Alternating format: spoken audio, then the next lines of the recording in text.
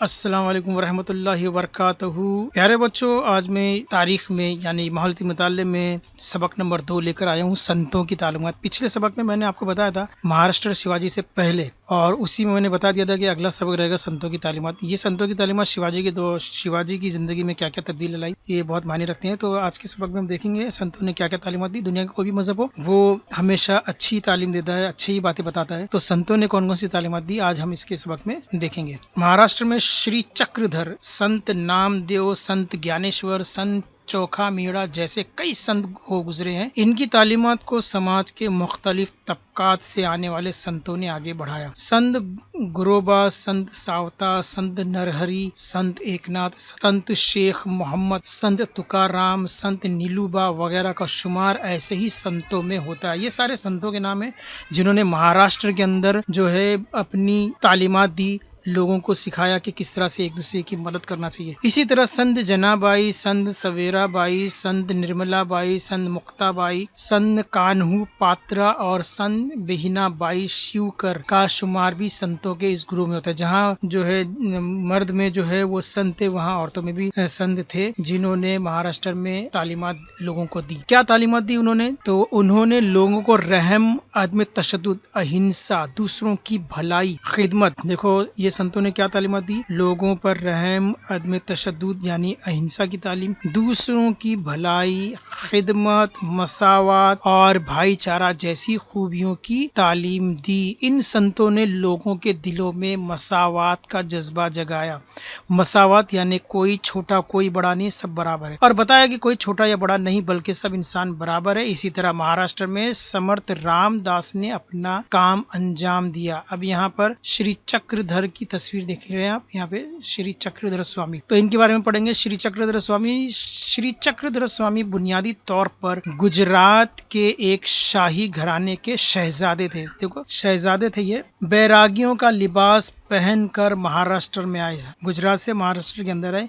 यहाँ घूम घूम कर उन्होंने मसावत का दर्श दिया, यानी कोई छोटा कोई बड़ा नहीं, सब बराबर है। श्री चक्रधर स्वामी ने मर्द व जन यानी मर्द और औरत और जात पात की तफरीक में यकीन नहीं रखते थे। ठीक है, इसी वजह से बहुत सी औरतों और मर्द उनके पैरों बन गए। इनके कायम करदा फिरके को महानुभाव फिरका कहा जाता है। श्री चक्रधर स्वामी की लिखी हुई यादाश्तें किताबी सूरत में लीला चरित्र में मौजूद है। तो उन्होंने मर्द औरत में कोई फर्क नहीं बताया है, जात पात में कोई फर्क नहीं बताया है, किसी को कोई छोटा बड़ा नहीं कि मर्द बहुत ज्यादा बुलंद मकाम रखता है, औरतें छोटा मकाम रखती है, या जात पात के बिना पर किसी के साथ ऊंच नीच का जो है वो मामला रखा जाए। तो उन्होंने सबको बराबरी का दर्जा दिया। इसीलिए इसमें जहाँ मर्द उनके पैरोकार थे, उसी तरह औरतें भी उनके पैरोकार बन गई।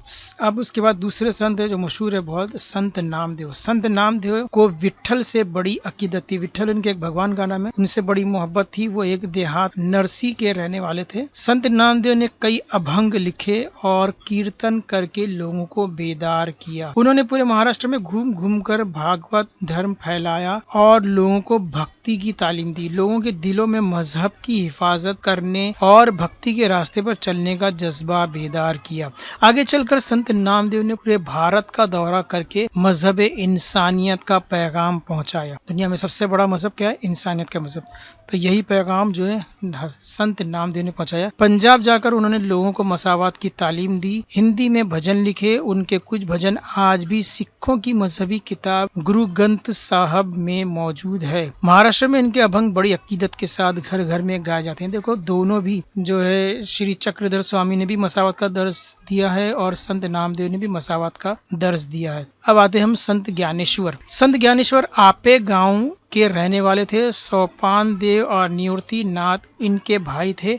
इनकी बहन का नाम मुक्ताबाई था। उस वक्त के पुराने ख्यालात के लोग इन भाई बहनों को सन्यासी की औलाद के नाम से पुकारते थे, क्योंकि उनके वालिद ने घर बार छोड़कर सन्यास ले लिया था। लेकिन कुछ अरसे के बाद वो अपने गुरु की हिदायत पर घर वापस आकर आम लोगों की तरह जिंदगी बसर करने लगे। तो उनके वालिद साहब जो थे उन्होंने सन्यास ले लिया था। गुरु थे, उन्होंने कहा कि नहीं, आपको आम लोगों की तरह जिंदगी गुजारना। ये अमल लोगों को पसंद न आया। सन्यास तर्क करने के बाद उनके घर 4 बच्चों का जन्म हुआ। जब वो सन्यास लेने के बाद वापस गुरु की हिदायत के मुताबिक वापस आकर वो आम जिंदगी बसर करने लगे तो उनके घर में जब 4 बच्चों की पैदाइश हुई तो लोगों ने उनका मजाक उड़ाया कि देखो ये सन्यास है और सन्यास लेने के बाद भी जो है उनके घर में जो है बच्चे पैदा हो रहे। ये इस तरह से उनको लोगों ने मजाक बनाने लगे और उनको बरादरी के बाहर समझते थे। ये उस जमाने के लोगों की ये थिंकिंग थी, सोच थी। तो इस तरह से उनको मजाक भी उड़ाते थे और उनको बरादरी के बाहर समझते थे। ज्ञानेश्वर एक बार झोली लटकाए भिक्षा मांगने निकले, लेकिन गाँव वालों ने उन्हें बुरा भला कहा और किसी ने उन्हें भिक्षा नहीं दी। गाँव वालों की तरफ से बायकॉट था। इससे उनका दिल टूट गया। वो अपनी झोपड़ी में वापस आए और दरवाजा बंद करके गमगीन बैठ गए। तभी उनकी बहन मुक्ताबाई ने झोपड़ी के दरवाजे पर दस्तक दी और कहा, ज्ञानेश्वर दरवाजा खोलो, रंज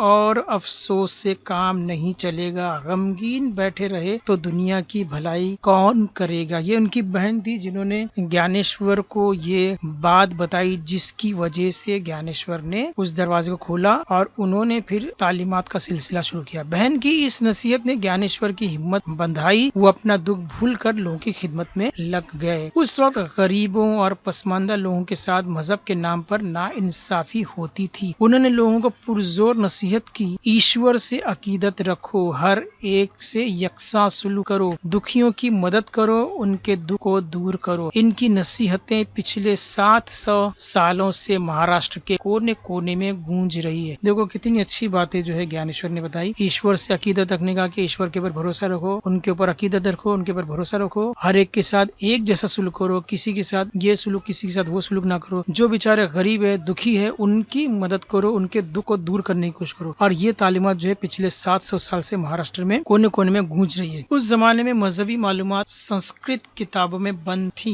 आम लोगों की बोलचाल और कारोबार की जबान मराठी, तो संस्कृत ज्यादा लोगों को आती नहीं थी, इसलिए मजहब की बातें उनको ज्यादा समझ में नहीं आती थी आम लोगों को, क्योंकि आम लोग जो बातें करते थे वो मराठी में करते थे। पंडित जो थे उस जमाने के, उनको संस्कृत समझ में आती थी, लेकिन आम लोगों को संस्कृत भाषा समझ में नहीं आती थी, क्योंकि उस जमाने में लोग आम बोलचाल की जबान मराठी थी। और यही बात जो है ज्ञानेश्वर को समझ में आई कि अगर हमको अपने मजहब को फैलाना है तो संस्कृत जबान जो है वो लोगों को समझ में इतनी जल्दी नहीं आएगी कि क्या पैगाम दिया जा रहा है। तो उन्होंने क्या किया, ज्ञानेश्वर ने मराठी जबान में ज्ञानेश्वरी जैसी ज़ख़ीम किताब लिखी। तो उन्होंने अपनी मजहबी किताब को मराठी जबान में लिखा ताकि लोगों को अपने मजहब के बारे में बातें समझ में आई। मजहबी उलूम के दरवाजे लोगों के लिए खोल दिए और उन्हें भाईचारगी और मोहब्बत की तालीम दी। ज्ञानेश्वर ने जवानी में पूना के करीब आलंदी मकाम पर जिंदा समाधि ले ली। आज भी लाखों लोग बड़ी अकीदत के साथ हर साल आषाढ़ी कार्तिक को आलंदी पंडरी जाते हैं। अब उसके आते हैं संत एकनाथ। संत नामदेव और संत ज्ञानेश्वर के कामों की रिवायत को संत एकनाथ ने जारी रखा। यानी ये जब दुनिया से चले गए तो ऐसा नहीं कि संत ज्ञानेश्वर और संत नामदेव चले गए तो काम रुक गया, इस काम को आगे बढ़ाया संत एकनाथ ने। संत एकनाथ पैठन के रहने वाले थे। उन्होंने भक्ति का प्रचार किया। उन्होंने कई अभंग, औदिया और भारूड लिखे। आपस में ऊंच नीच और किसी किस्म की तफरीक न करने की तालीम दी। भक्ति की अहमियत बतलाई। गरीब और पसमानदा लोगों को अपने से करीब किया। इसके अलावा उन्होंने बेजबान जानवरों से खुद को भी हमदर्दी की और लोगों को भी नसीहत की कि वो बेजबान जानवरों के साथ हमदर्दी का सुलूक करे। देखो बाकी सब में जानवरों के ताल्लुक से नहीं है, लेकिन संत एकनाथ के उसमें बताया गया कि वो जानवरों से भी हमदर्दी रखते थे और उनके साथ भी हमदर्दी का सुलूक करते थे, और इसकी तालीम लोगों को उन्होंने दी। संत एकनाथ जो कहते थे इस पर अमल भी करते थे। एक दिन वो नहाने के लिए गोदावरी नदी पर गए। दोपहर का वक्त था, धूप तेज थी, रेत तप रही थी। उन्होंने देखा एक नदी की तपती रेत पर एक छोटा सा बच्चा बैठा रो रहा है। एकनाथ के कानों में उसके रोने की आवाज आई। उन्होंने इसके माँ बाप की तलाश में इधर उधर देखा। वो दौड़ते हुए उस बच्चे के पास पहुँचे और उसे गोद में उठा लिया। उसके आंसू पोंछे और बच्चे को उसके घर पहुँचाया। इस तरह संत एकनाथ ने अपने किरदार और अमल से लोगों के दिलों पर मोहब्बत, हमदर्दी का नक्श छोड़ा। इसके बाद आते हैं संत तुकाराम। शिवाजी महाराज के जमाने में तुकाराम और रामदास संत हो गुजरे। संत तुकाराम पुणे के करीब देहू गांव के रहने वाले थे। उनके घर खेती बाड़ी थी, उनकी किराने की दुकान भी थी। इनके आबा अजदाद मजबूर और जरूरतमंद लोगों को कर्ज दिया करते थे, लेकिन तुकाराम ने कर्ज की वसूलियाबी के अपने हिस्से के खाते इंद्रायणी नदी में गर्क कर दिया और बहुत से लोगों को कर्ज से आजाद कर दिया। देखिए कर्ज ले सकते थे, लेकिन अपने हिस्से के जो उनके पास एंट्री थी कि इन फला फला लोगों से मुझे कर्ज वसूल करना है, वो इंद्रायणी नदी में फेंक दिया कि मैं किसी से कर्ज वसूल नहीं करूंगा, ये सारा कर्ज मैं माफ करता हूँ। वो करीब की पहाड़ी पर जाकर विट्ठल के भजन गाते और आषाढ़ी कार्तिक को पंढरपुर जाते थे और कीर्तन करते थे, अभंग लिखते थे और उसे लोगों को सुनाते थे।